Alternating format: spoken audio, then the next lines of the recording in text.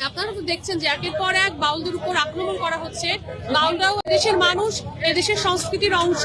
তাহলে বাংলাদেশকে যে আমরা বলছি ইনক্লুসিভ বাংলাদেশ এবং বৈচিত্র্যের বাংলাদেশ, অভ্যুত্থান পরবর্তী সময়ে সত্যিকার অর্থে যদি সেই বাংলাদেশ আমরা নির্মাণ করতে চাইতাম, তাহলে কিন্তু সরকারের একটা গুরুত্বপূর্ণ দায়িত্ব ছিল এই বাউলদের যে সংস্কৃতি চর্চা, সেই সংস্কৃতি চর্চার পরিবেশটাকে রক্ষা করা এবং এই যে বাউলদের উপর আক্রমণ হচ্ছে, আক্রমণকারীদের বিরুদ্ধে যথাযথ ব্যবস্থা নেওয়া। এবং আমরা দেখলাম দুটোর কোনোটাই এই অন্তর্বর্তী সরকার করতে পারেনি।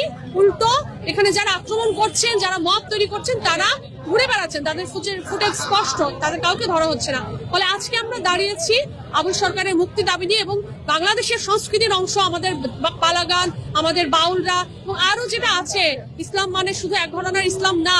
ফলে এখানে বাংলাদেশি ইসলাম এসেছে এই সুফিদের মধ্য দিয়ে এবং এখানে যে বিভিন্ন প্র্যাকটিসের মানুষ আছে, প্রত্যেকটা মানুষের মত প্রকাশ এবং প্রত্যেকটা মানুষের সহাবস্থান নিশ্চিত করা রাষ্ট্রের দায়িত্ব। এবং একই সাথে বলতে চাই, বাউল আবুল সরকার ধর্মপ্রাণ মানুষ। এই মানুষটাকে যেভাবে তার খণ্ডিত একটা পালাগানের অংশ, একটা বিতর্কের অংশকে বক্তব্য করে তাকে ধর্মের মুখোমুখি দাঁড় করিয়ে দেওয়া হয়েছে, সেটা আমরা মনে করি ধর্মকে নিয়ে যারা রাজনীতি করে তাদের ষড়যন্ত্রের অংশ।